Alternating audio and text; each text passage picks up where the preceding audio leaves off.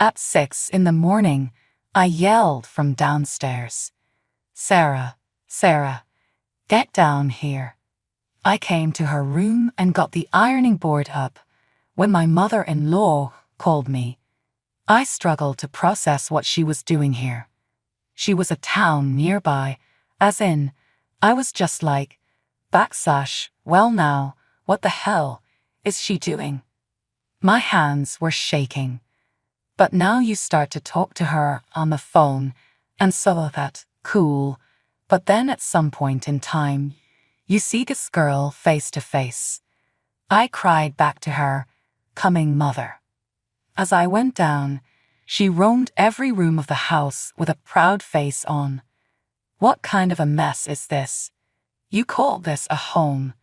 she bellowed as she kicked anything that got in her way, headed for it. "Ah, it's cool," I replied. "Fine. I must get out. Why should my son have to live like this? Heck, you can clean right. You're useless," she continued. Before I could answer, she chucked a dried flower from across the room, and it hit me in the face. "What even is that? Is that a flower? You cannot even water it." "Mom, I was busy with work." "I know, but is that an excuse for you not to clean the house? You only have two things to do: work and clean, and you cannot even do great in both. Worthless." She snarled at me. I was controlling my emotions, but I could hardly take it anymore. My tears were slowly falling when my husband came down, wearing the suit that I had ironed. "My love, it's half done," I said as I went close to him and touched his suit. It was not done yet, but he pushed me so hard that I stumbled and scratched my arms on the coffee table behind me. "I'm already late and you're moving so slowly. You're such a slacker. You don't get things done around here. Idiot," he shouted. "I'm sorry, your mother called me," I tried to explain. "Oh, and now it's my mother's fault. If you had woken up earlier, my suit could have been ironed on time. My love, you know that I did the midnight shift earlier at the store. I have to work overtime for us to pay this month's rent." David slammed the wall, and it startled me. "Enough with your excuses. That's the price you pay for dropping out of college. You don't have a decent job that can provide for us. Don't stress yourself out, son. That is no good for you. Just remember that today is going to be a big day, and soon you will get out of this hellhole," his mother said, whispering to David as she calmed him.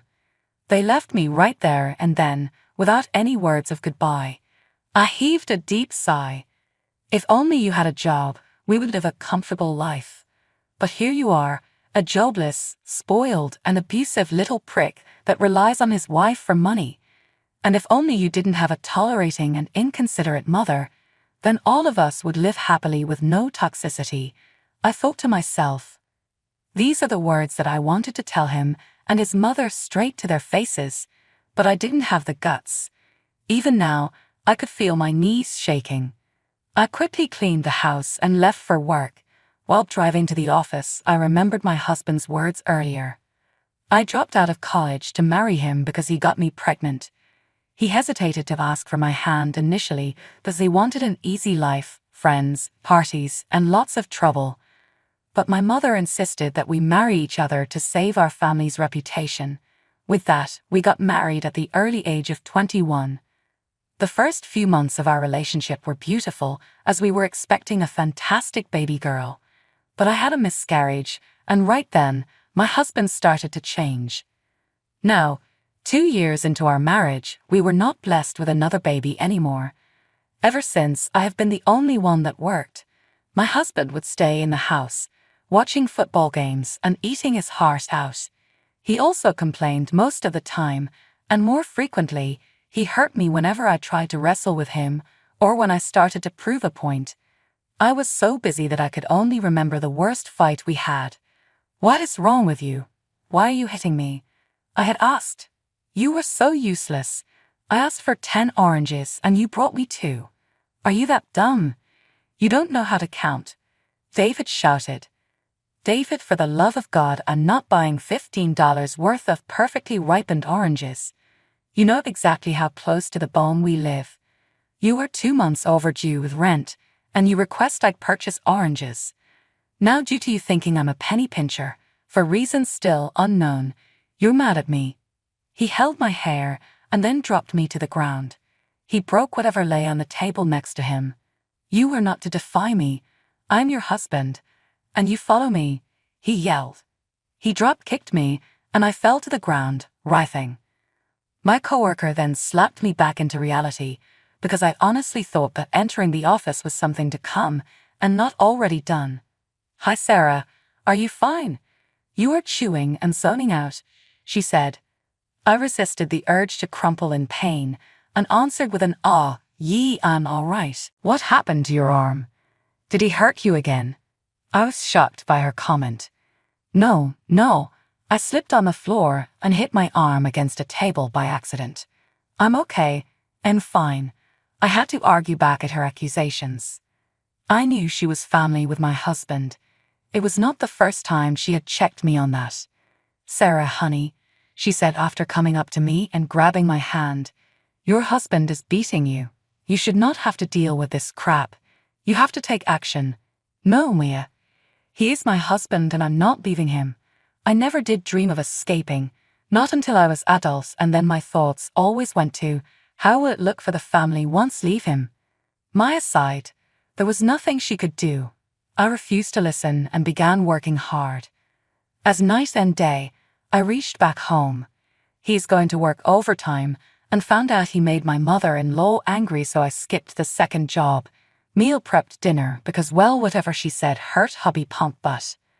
Then I saw my mother-in-law reading a book as she sat on our couch, and I cried. She looked composed and honestly happy. "Good evening, Mom. Where's David?" I asked. "Oh, stop looking for David and you will not call me Mom any longer," she answered. So of course I put her on the spot. "Oh, well, what do you mean?" I asked.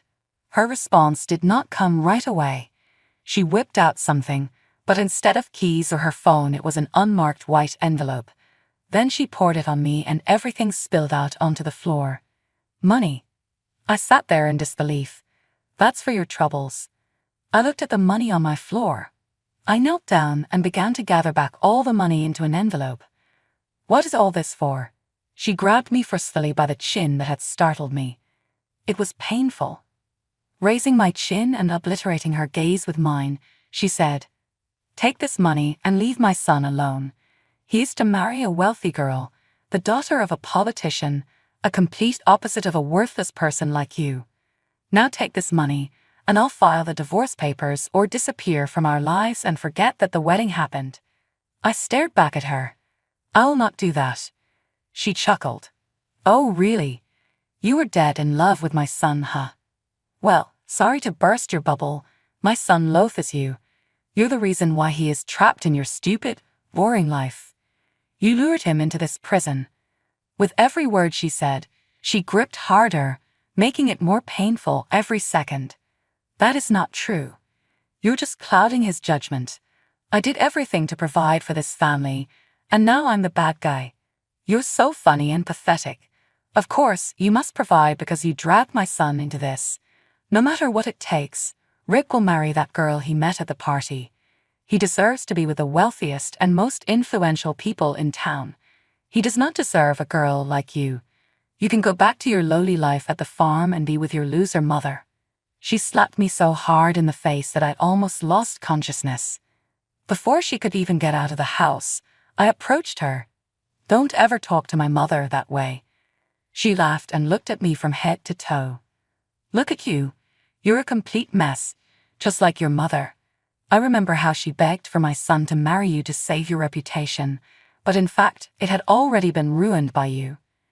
You were just like your mother, dumb and hopeless." I could feel my hands shaking. I was about to slap her when she caught my hand. "And now you're going to hit me? You're so pathetic. I will sue you if you even try to lay a hand on me. You are the one who deserves to be sued. I will never let you get away with insulting my mother and abusing me. Oh, so you are brave now, huh?" She pushed me, and I fell right onto the floor again. Be thankful because David's new wife is very generous to give you that sum of money as compensation for your troubles and as our token of gratitude for giving her your husband. Just stay away from our lives. I couldn't think straight anymore. I was angry and in so much pain. Please let me talk to David. She shut the door so loud that I started to panic. When I tried to call my husband, he would not answer. I messaged him through his every account, but he was not replying. Meantime, I found out that all the money I had saved in my bank account, he withdrew it. I bawled my eyes out when I got back and saw that remaining balance reached 0. This is so unfair. They left me with nothing. That night, I became intoxicated in alcohol. David had, after all, abused me and hated my guts, but at one stage we were happy, weren't we? By the time we lost our daughter, he was even worse. This is still the man who respected, spoke to, and touched me with love and compassion. But now, it's all gone. I texted my mom everything that happened. In the morning, she found me on my floor of my bedroom. Sarah, Bonji, what happened to you? Crucify, she said as she got me to stand up and tucked into my bed. And as I saw my aging mom take a towel with warm water to clean me, I started crying. My heart ached for her. She just wanted me to be my best self, and I only ever got in her way. I also recalled the words that my mother-in-law spoke to her, and it made me want to die even more. Mom, I'm so sorry. Hush now, she kept repeating over and over, in a voice cracking with each syllable. This is not your fault. Relax, sweetheart, you're okay now. Mommy is here. I will never leave you. Her tears threatening to form as she caressed my face. I bowed my head and felt her warm caress against me. My mother is the kindest person ever, and to listen such words from somebody else makes me mad. But my mom said it in the most soothing way. She cared for me that day. She prepared as well my favorite meal and did not leave me alone till I see what crossed in my mind. Mom, I know where they went. My mother, looking a bit confused. What do you mean? I think they went to Uncle Matthew's party.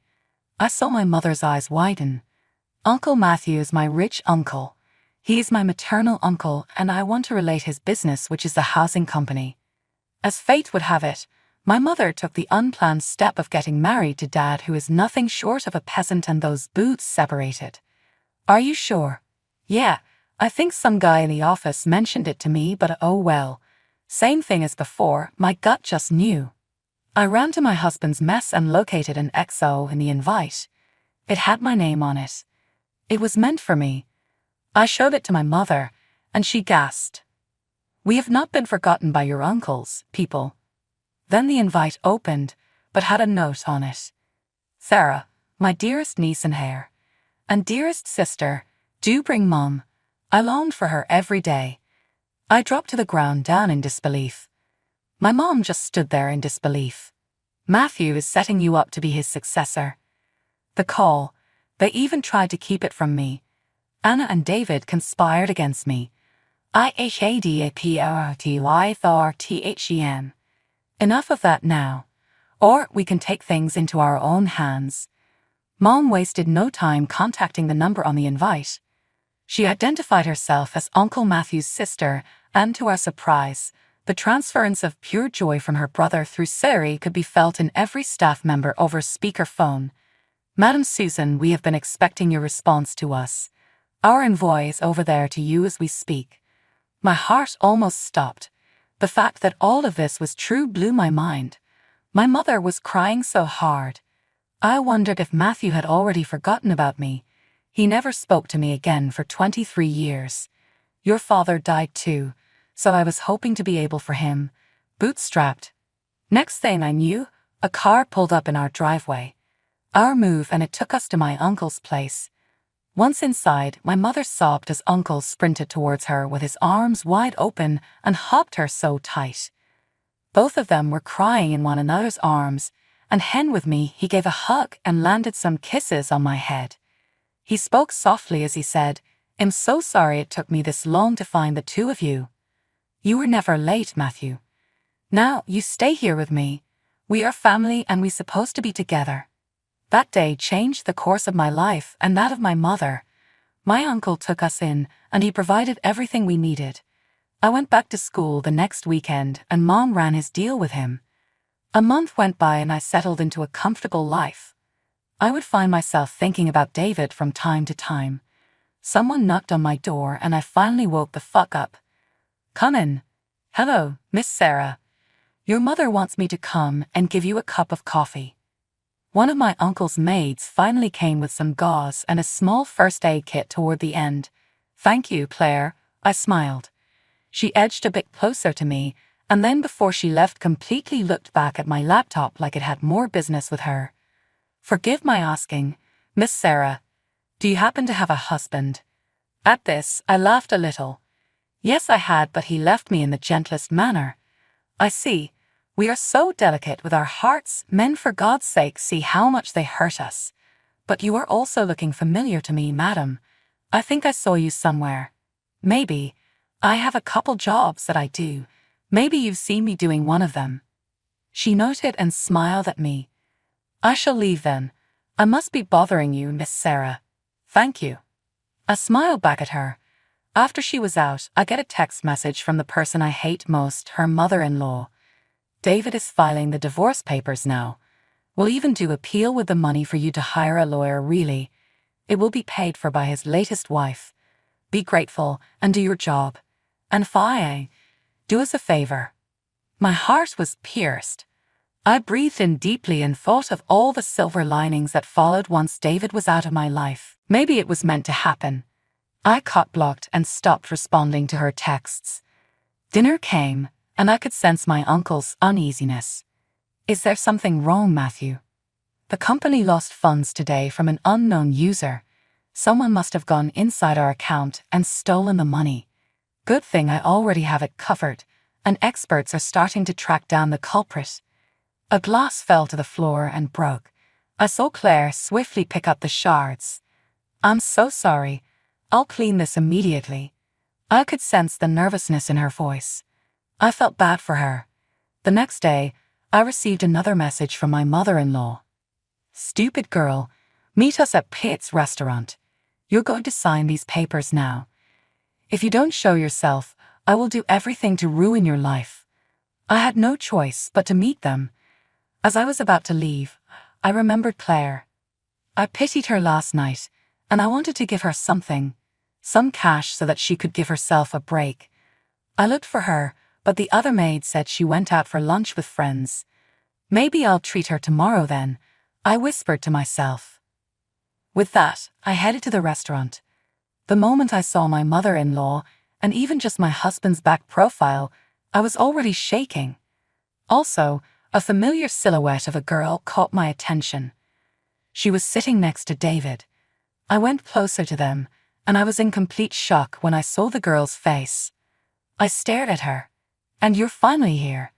Being late is also one of your worthless traits, isn't it?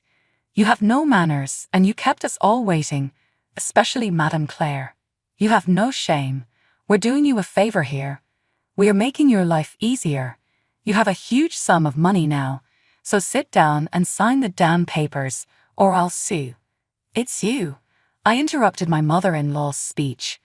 I gave Claire a blank stare, ignoring my mother-in-law and husband. How dare you interrupt me? You're the one who steals our company's money, and for the record, you're the one who stole my husband. I could not control my temper anymore, and I shouted at her. My mother-in-law got up and slapped me in the face. You lost your mind. How dare you yell at Madame Claire and disrespect her? And what company are you talking about? You're talking nonsense, you poor brat. I slammed the table and got up. The next time you lay a hand on me, you'll be in jail. The girl right here is my uncle's maid, and she stole his money so that she could pose as a rich young girl, when in fact she's actually serving me. I'm the heir of my uncle's company, and now I can even buy this restaurant right here and then. You're the one who is disrespecting me. The three of them stared at me in shock. I will turn the three of you into the police. I have both evidence. You slapped me in the face, and all of these people here are witnesses. It will fortify your abuses toward me. And you, Claire, you have already confessed, and you will be convicted as a thief." My mother-in-law fell to her knees and begged for mercy. My husband came to me and tried to hold my hands, but I shrugged him off. "The two of you treated me like I was so low, like I was nothing but a dumb and worthless girl. Now it's time for both of you to learn your lessons the hard way." Claire also cried her eyes out until the authorities came and arrested the three of them. My mother and uncle came inside the restaurant and rushed toward me. "My uncle will take over the legal actions. He assured us that justice will be served for all the mistreatments they gave us." And on that day, my mother-in-law, husband, and maid cried for mercy, but it was silenced by the loudness of their mistakes.